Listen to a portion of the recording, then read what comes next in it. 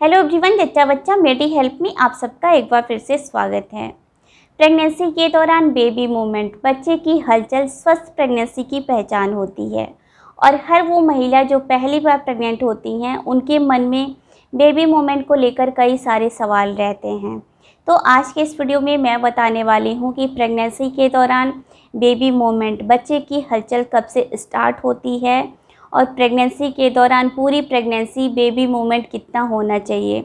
अगर baby movement कम होता है तो आपको इसके लिए क्या करना चाहिए। तो फ्रेंड्स, वीडियो को पूरा देखिएगा ताकि आपको पूरी जानकारी मिल सके और अगर आपको ये वीडियो थोड़ा सा भी यूज़फुल लगेगा तो इस वीडियो को लाइक करिएगा, अपने फ्रेंड्स के साथ ज़्यादा से ज़्यादा शेयर करिएगा। तो जैसा कि मैंने बताया कि प्रेगनेंसी के दौरान बेबी मूवमेंट बच्चे की हलचल स्वस्थ प्रेगनेंसी की पहचान होती है। तो प्रेगनेंसी के दौरान बेबी मूवमेंट समय से स्टार्ट होना और समय समय पर नॉर्मल रहना बहुत ज़रूरी होता है। तो प्रेगनेंसी के दौरान बेबी मूवमेंट कब से स्टार्ट होता है, ये डिपेंड करता है कि आपकी कौन सी प्रेगनेंसी है। आपकी फर्स्ट प्रेगनेंसी है, आपकी सेकंड प्रेगनेंसी है या फिर आपकी थर्ड प्रेगनेंसी है। अगर आपकी सेकंड या थर्ड प्रेगनेंसी होती है, आप दूसरी बार माँ बनते हो, तो उस कंडीशन में बेबी मूवमेंट जल्दी पता चल जाता है। इस कंडीशन में आपको बेबी मूवमेंट प्रेगनेंसी के चौथे महीने के लास्ट से या प्रेगनेंसी के 5 मंथ से आपको बेबी मूवमेंट स्टार्ट हो जाता है। क्योंकि ये आपकी दूसरी या तीसरी प्रेगनेंसी होती है तो आपको बेबी मूवमेंट का पहले से एक्सपीरियंस होता है, तो आप इसको जल्दी से पता कर लेते हो, जल्दी से इसकी पहचान हो जाती है कि हाँ, आपको बेबी मूवमेंट स्टार्ट हो गया है। और दूसरी चीज़ ये होती है कि दूसरी या तीसरी प्रेगनेंसी में जो एब्डोमेन का मसल्स होता है, जो यूट्रस के मसल्स होते हैं, वो पहले से ही लूज़ हो गए रहते हैं। तो इस कंडीशन में बेबी मूवमेंट आपको जल्दी से पता चल जाता है, आपको बेबी मूवमेंट का एक्सपीरियंस पहले से ही होता है। लेकिन जब आपको पहली प्रेगनेंसी होती है, आप पहली बार प्रेग्नेंट होते हो, तो उस कंडीशन में वो बेबी मूवमेंट थोड़ा देर से पता चलता है। पहली प्रेगनेंसी में बेबी मूवमेंट प्रेगनेंसी के 6 मंथ के स्टार्टिंग से पता चलता है।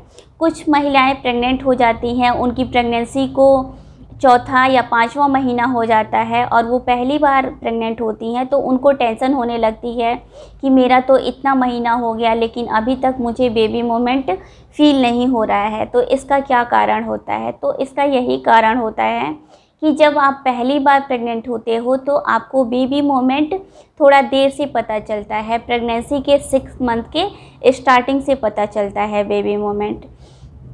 बेबी मूवमेंट तो प्रेगनेंसी के 5 मंथ से ही आपको स्टार्ट हो जाता है, लेकिन आपको इसका एक्सपीरियंस नहीं होता है, आप इसको पहचान नहीं पाते हो कि आपको बेबी मूवमेंट हो रहा है। वो आपको एक कॉन्स्टिपेशन के जैसे गैस बनती है, वैसे आपको मरोड़े आती हैं। तो आपको बेबी मूवमेंट तो प्रेगनेंसी के 5 मंथ से ही स्टार्ट हो जाता है, लेकिन पहली प्रेगनेंसी में इसका एक्सपीरियंस नहीं होता है, तो वो 6 मंथ से आपको फील होने लगता है। तो आपकी चाहे पहली प्रेगनेंसी हो या फिर आपकी दूसरी प्रेगनेंसी हो, प्रेगनेंसी के 6 मंथ के स्टार्टिंग से आपको बेबी मूवमेंट स्टार्ट हो जाना चाहिए। अगर आपको 6 मंथ के पहले वीक तक आपको बेबी मूवमेंट स्टार्ट नहीं हो रहा है, तो इस कंडीशन में आपको तुरंत अपने डॉक्टर से इसके बारे में बात करनी चाहिए। और एक बार जब बेबी मूवमेंट स्टार्ट हो जाता है, बच्चे की हलचल शुरू हो जाती है, तो प्रेगनेंसी के 6, 7 और 8 महीने में 24 आवर में बेबी मूवमेंट इतना ज़्यादा होता है कि आप इसको काउंट नहीं कर सकते हो। अनलिमिटेड बेबी मूवमेंट होता है। दिन के टाइम में बेबी मूवमेंट थोड़ा कम होता है, क्योंकि दिन के टाइम में हमारी बॉडी में मूवमेंट होता है, हम अपने डेली रूटीन के काम करते हैं, तो इसलिए दिन के टाइम में बेबी मूवमेंट कम पता चलता है। लेकिन रात के टाइम में जब हम सोते हैं, जब हम लेटते हैं, तो उस टाइम पे बेबी मूवमेंट ज़्यादा पता चलता है। अगर बेबी सोता भी है तो वो 20 मिनट्स के लिए सोता है, 1 घंटे के लिए सोता है, उसके बाद से वो मूवमेंट करता ही रहता है। तो इस कारण से प्रेगनेंसी के दौरान महिलाओं को रात में सोने में भी दिक्कत आती है। लेकिन जैसे ही प्रेगनेंसी का 9 मंथ स्टार्ट होता है, बेबी का साइज़ बढ़ जाता है और बेबी का साइज़ बढ़ने के कारण यूट्रस में स्पेस कम हो जाता है और स्पेस कम होने के कारण बेबी मूवमेंट भी कम हो जाता है। लेकिन बेबी मूवमेंट इतना भी कम नहीं होता है कि आपको बेबी मूवमेंट बिल्कुल भी पता ना चले। दिन में कम से कम 15 से 20 बार आपको बेबी मूवमेंट फील होना ही चाहिए। जब बेबी मूवमेंट आपको स्टार्ट होता है तो आपको एक्सपीरियंस हो जाता है कि नॉर्मल बेबी मूवमेंट आपको कितना होता है। तो अगर आपको लगता है कि बेबी मूवमेंट आपको नॉर्मल से कम हो रहा है तो आपको बिल्कुल भी देरी नहीं करनी चाहिए, आपको तुरंत डॉक्टर को दिखाना चाहिए। अगर आपको आज बेबी मूवमेंट कम हो रहा है तो ऐसा नहीं है कि आप आज वेट करो कि हम कल जाएंगे डॉक्टर को दिखाने, तो ऐसा आपको नहीं करना चाहिए। आपको जब ऐसा लगे कि आपको बेबी मूवमेंट कम फील हो रहा है तो आपको तुरंत के तुरंत डॉक्टर को दिखाना चाहिए। बेबी मूवमेंट नहीं होना या बेबी मूवमेंट नॉर्मल से कम होने का मतलब होता है कि बेबी को अंदर कोई प्रॉब्लम है, कोई उसको इन्फेक्शन है। तो आपको बिल्कुल भी देर नहीं करनी चाहिए, डॉक्टर को दिखाना चाहिए। डॉक्टर आपको चेकअप करेंगे कि आपको क्या प्रॉब्लम है।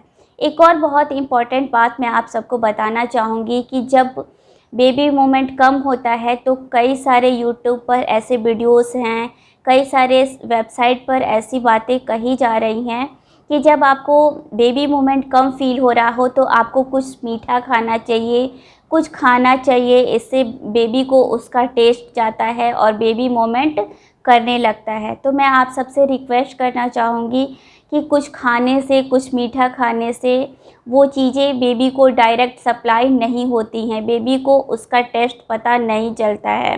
कुछ भी माँ जब खाती है या जो भी न्यूट्रिशनल चीज़ें माँ खाती है वो ब्लड के फॉर्म में बेबी को सप्लाई होता है।